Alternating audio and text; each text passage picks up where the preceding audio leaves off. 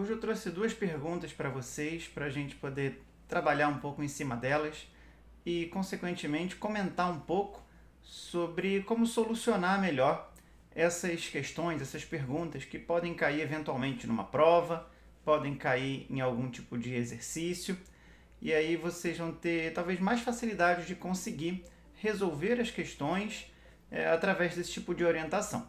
Vamos lá que eu vou mostrar agora para vocês as perguntas que a gente tem para trabalhar hoje.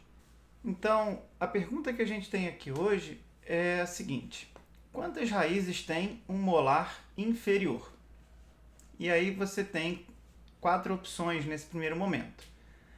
Seria uma raiz, duas, três ou quatro raízes. E para você poder responder a esse tipo de pergunta, é interessante que você faça algumas considerações. Primeiramente, a gente está perguntando sobre um molar inferior. Um molar inferior, primeira coisa, o molar ele é um dente anterior ou posterior? Essa é uma pergunta que você deve fazer antes de responder a esse questionamento. O molar inferior ele vai ser um dente posterior. E eu acredito que você já tenha aí, talvez, tentado resolver a questão, a gente já vai para a resposta. Mas antes da gente considerar a resposta em si, vamos elaborar um pouquinho melhor como que a gente chega nessa resposta. É claro que não tem só como fazer isso através de raciocínio, mas eu vou trazer para vocês alguns argumentos, algumas ferramentas que vocês podem utilizar para tentar chegar nesse tipo de resposta. Então a gente falou agora há pouco que o molar inferior ele é um dente posterior, é um dente que está na parte de trás da boca. Se a gente for lembrar, os dentes anteriores costumam ser, em geral, dentes que têm apenas uma raiz, dentes unirradiculares. E os dentes anteriores, principalmente, são dentes que vão ter geralmente um volume menor do que os dentes posteriores. Os dentes posteriores costumam ser dentes mais robustos e dentes mais volumosos. Inclusive, em relação aos molares, são dentes que vão possuir diversas cúspides, diferente dos dentes anteriores, que geralmente vão ter uma anatomia mais simplificada quando comparada com a anatomia de um molar. Sendo um molar, a gente vai considerar que são dentes que têm geralmente mais de uma raiz. Então, uma raiz talvez não fosse a resposta adequada. Assim como quatro raízes é um tipo de resposta que a gente não vai considerar para situações consideradas de normalidade. A gente, quando considera os dentes, em geral eles vão ser classificados com uma, duas ou três raízes. Isso não significa que seja impossível um dente ter quatro raízes. Pode acontecer da gente encontrar isso, mas a gente vai considerar isso como uma anomalia dentária, como uma alteração no desenvolvimento dentário. Não chega a ser uma doença, mas é uma situação de classificação de exceção. Não é uma situação comum que a gente vai encontrar em grande parte dos pacientes. Então, se a gente vai considerar um molar inferior, ele é um dente que vai possuir, no caso, quantas raízes? Vamos para a resposta agora. A resposta vai ser duas raízes. Esse seria o total de raízes que os molares inferiores possuem, independente de ser um molar inferior do lado direito ou do lado esquerdo e de ser o primeiro ou o segundo molar. Lembrando que quando a gente faz perguntas sobre molares inferiores, geralmente, nessa situação de raízes, a gente desconsidera o terceiro molar inferior, que é um dente que tem anatomia variável. A anatomia das raízes pode ser bastante variável, podendo ter apenas uma, ou até duas, tendo três, podendo até ter mais do que três raízes, um terceiro molar inferior. É uma situação que pode acontecer. A gente não tem uma regra específica para isso, porque o terceiro molar é um dente que ele é trabalhado em cima da exceção. Já para a situação do molar inferior, a resposta seriam duas raízes. E aqui nós vamos ver aqui uma imagem, por exemplo, de um molar inferior, vendo ele através da face vestibular dele, a gente vendo ele de frente. E você pode observar aí a presença de duas raízes, e essa parte que está mais branca no dente, mais clara do dente, ela seria a região da coroa do dente. As duas raízes você também consegue observar. E ele vai ser então um dente que possui duas raízes e, portanto, é considerado como um dente birradicular. E essa foi a questão sobre raízes de um molar inferior. A gente pode, se vocês quiserem, até trabalhar outras situações como essa de raízes ou perguntas semelhantes a essa para outros dentes mas hoje o propósito era só esse, de mostrar para vocês como chegar numa resposta e quais raciocínios a gente pode elaborar através de uma pergunta como essa. É claro que para você conseguir saber isso de fato, realmente você vai precisar ter decorado isso.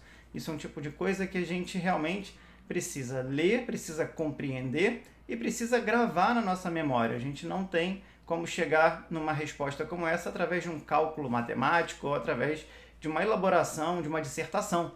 É uma situação bastante objetiva. Quantas raízes tem um molar inferior? Ele vai ter 2 raízes, porque é assim que foi considerado anatomicamente, devido a diversas e milhares de radiografias que foram feitas em molares inferiores, que puderam comprovar essa situação de que os molares inferiores, eles de fato vão ter na sua anatomia convencional 2 raízes. Essa é a quantidade de raízes que nós encontramos em um molar inferior. Agora, indo para a próxima pergunta é um pouco diferente. Ela vai perguntar que, na verdade, são 2 perguntas, basicamente, dentro de uma pergunta, que seria: uma cavidade situada na face oclusal de um primeiro molar superior esquerdo é denominada. E aí, nisso, para poder responder essa pergunta, a gente também precisa elaborar algumas situações que talvez você, nesse momento, não saiba, talvez você já saiba. Mas, primeira coisa, o que significa cavidade para você? Você sabe o significado de cavidade? Cavidade, a grosso modo, a gente pode dizer que é uma espécie de um buraco, geralmente um buraco que tem no dente, quando a gente vai se relacionar à palavra cavidade em odontologia. Ela costuma estar relacionada a dente, não exclusivamente, em outras situações de anatomia a gente pode considerar algumas situações de cavidades, mas nesse caso aqui específico a gente está falando sobre uma cavidade dentária, uma cavidade que geralmente é provocada pela doença cárie. Então a pessoa ela teve uma doença cárie nesse dente que seria o primeiro molar superior esquerdo. Então o primeiro molar superior esquerdo ele teve uma cavidade e a face foi identificada. Em qual região do dente isso aconteceu, essa cavidade? Foi na face oclusal, que está relacionado à questão de anatomia dentária, as faces ou superfícies dentárias. Então, para a gente poder responder, a gente primeiro tem que entender o que seria uma face oclusal e dentro da classificação de Black, né, que está implícito aí nessa pergunta, já que as respostas estão como classe 1, classe 2, né, pelo menos são essas as alternativas que a gente vai ter, a gente tem que lembrar que tem que conhecer a classificação de Black para poder fazer esse tipo de questão. Então, é uma pergunta, por exemplo, que caiu em um concurso, essa inclusive, e se você eventualmente pretende fazer um concurso algum dia, é interessante que você conheça bem a classificação de Black, porque ela pode ser cobrada para você, ou não talvez, né? Mas pode acontecer de cair uma questão sobre isso, é interessante que você tenha conhecimento sobre isso. Além de uma questão de concurso, a gente também utiliza a classificação de Black para poder fazer a classificação das restaurações que a gente realiza no consultório dentário.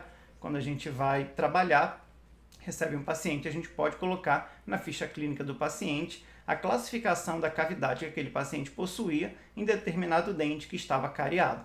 Mas para a gente poder ir diretamente aqui para a resposta, né, vamos ver as alternativas. Então a gente teria 5 alternativas aqui, né?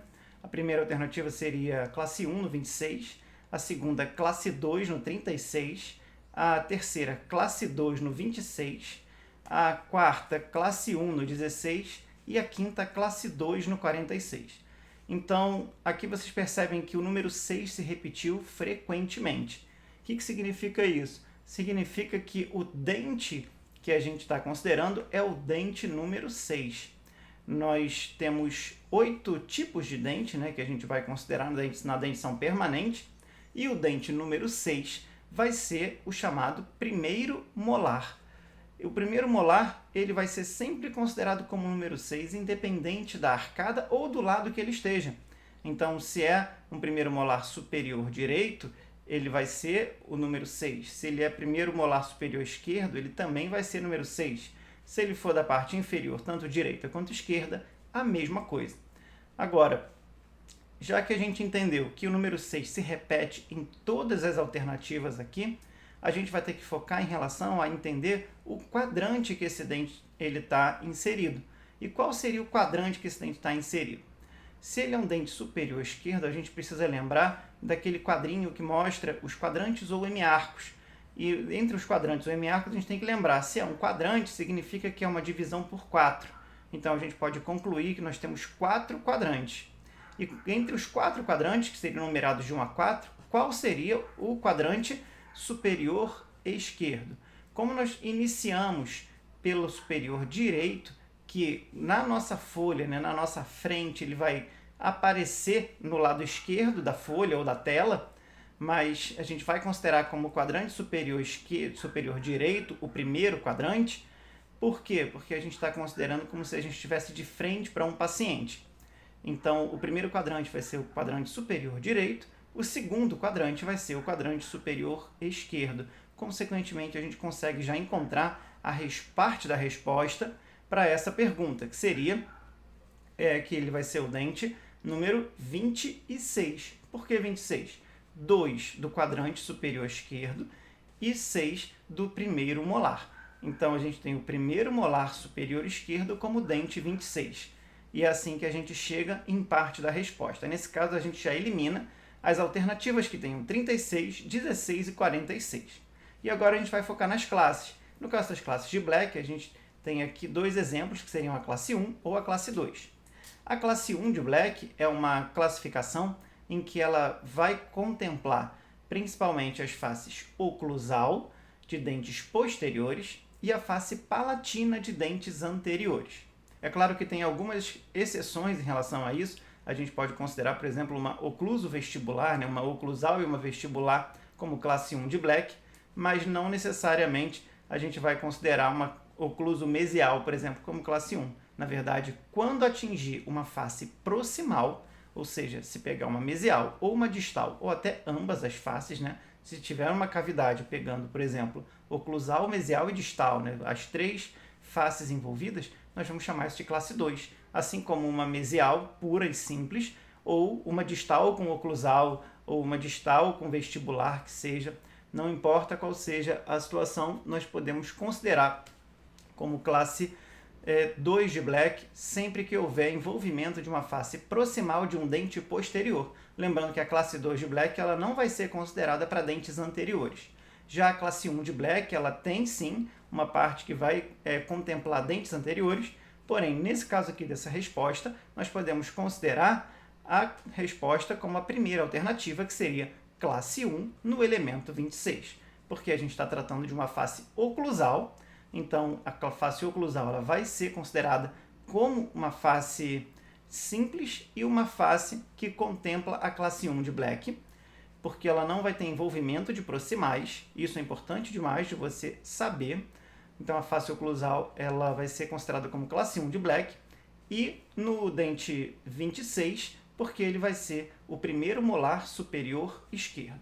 E aí, só para a gente poder verificar isso um pouquinho melhor, aqui a gente tem exatamente o primeiro molar aí sendo representado na imagem, e você pode observar na seta, né, que tem uma parte amarela, indicando o que seria ali a cavidade oclusal. Seria uma cavidade exatamente bem no centro dessa mesa oclusal que o dente possui, pegando principalmente a região do sulco principal. Nós teremos então uma cavidade oclusal nessa região. Geralmente as cavidades oclusais vão ter características semelhantes a essas, podem ser menores do que isso, podem ser talvez até um pouco maiores, mas serão consideradas como cavidades oclusais. E para a gente finalizar, nós temos aqui uma representação numérica dos dentes. Então, desde o incisivo central até o terceiro molar, nós percebemos uma contagem ali de 1 a 8. O número 6 seria o primeiro molar superior, nesse caso aí. E o quadrante que a gente está representando aqui seria o segundo quadrante, ou o segundo hemiarco. E aí seria o quadrante número 2, que vai ser o quadrante superior do lado esquerdo. Eu espero que você tenha gostado dessa forma de abordar o nosso tema do nosso curso. E qualquer dúvida você pode entrar em contato comigo. Um abraço para você, até a próxima, pessoal. Tchau, tchau.